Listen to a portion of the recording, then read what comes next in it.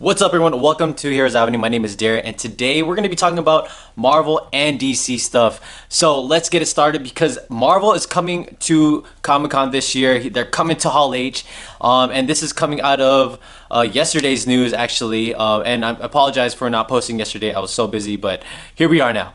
Anyways, yeah, so Marvel's coming to San Diego Comic-Con, and there looks like I guess Comic-Con Hall H, they're gonna have one of the big two be there because we have learned in the past that DC is gonna be stepping out this year out of Comic-Con and gonna be returning in year 2020. This is exciting news because a lot of people, a lot of attendees, especially me that are planning on attending this year's Comic-Con, we're having hopes to see some, one of the big two, appear at Hall H, either Marvel or DC, and hearing or learning that DC is, dropping out this year was a huge bummer for all of us. And so hearing this news that, DC's Marvel is gonna be there this year at Hall H is super exciting.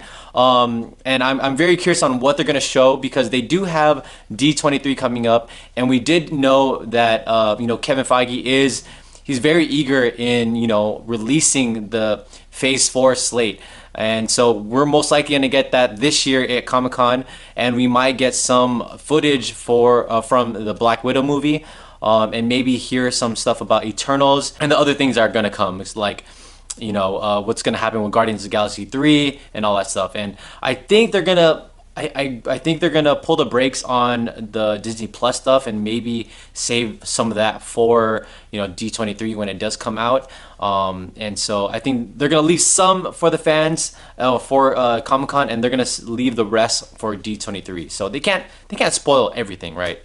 So since they're gonna be there, my question to you guys is, what's going to happen with DC? Is DC going to be at Hall H this year? Are they going to come back? Because it seems like, I'm not the one to to be part of this tension between Marvel fans and DC fans, but there seems to be a pattern with Marvel undercutting DC, because we've seen it with Civil War.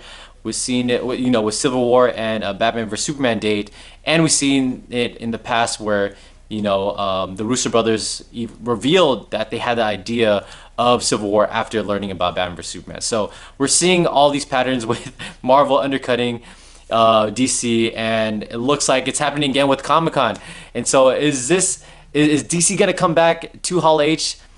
I don't think so. I think it would be really cool if they did, but I think they have so much going on in their camp that I guess they're not ready yet. So if they do come back to Comic-Con, I would expect them to show very little, and maybe show what's happening with Wonder Woman, maybe show us like an exclusive San Diego Comic-Con trailer, but that's it. I don't think they're going to go all out and tell us their entire slate, because they're going to save all that stuff for 2020. So yeah, very exciting news. Are you guys excited to hear that Marvel is back at Comic-Con this year? Because they did step out last year, so it's really cool that they're returning. So let's move on to this next topic because we got Darkseid news. Yes. All right, so Ray Porter, the guy that was supposed to play as Darkseid, he came on Twitter and gave us a very small glimpse of what Darkseid could have sounded like in the Snyder Cut. And let me just tell you this: Ray Porter is a huge supporter of the hashtag Release the Snyder Cut. So I'm not surprised. So let's listen to his voice here. Project Comic-Con.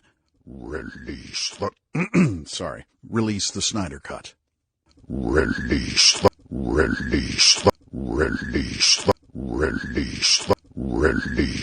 Yeah, so that's the audio of Ray Porter as Darkseid.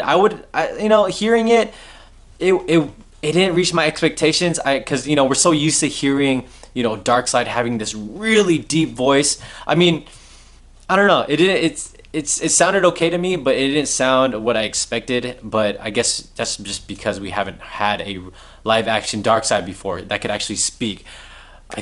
I'm not sure if Smallville's Darkseid spoke or not. I have to go back and watch it, but yeah, I just wanted to show you guys that. Let me know in the comments below on what you guys thought of Ray Porter's voice as Darkseid. All right, so the last story today is going to be about Wonder Woman 1984, and this is because apparently this movie is going to be retconning Wonder Woman's arc in Batman vs Superman. Let me explain. So in this movie, apparently there's a rumor going on that Wonder Woman's going to be, hunting down a Cold War a Russian spy.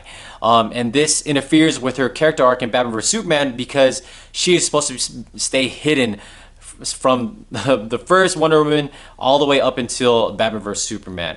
And so that, yeah, there you go. It interferes with each other, and and it, nothing gets past Batman. So if anything did happen in the Cold War, Bruce Wayne could find out. So, I wouldn't be surprised if we found more things in the plot that retcons a lot of things in the DCU. I think at this point, directors are just going to do what they want and not really care about if it's affecting other movies, which kind of sucks for us just because, we're all about consistency and trying to figure out what's canon and what's not.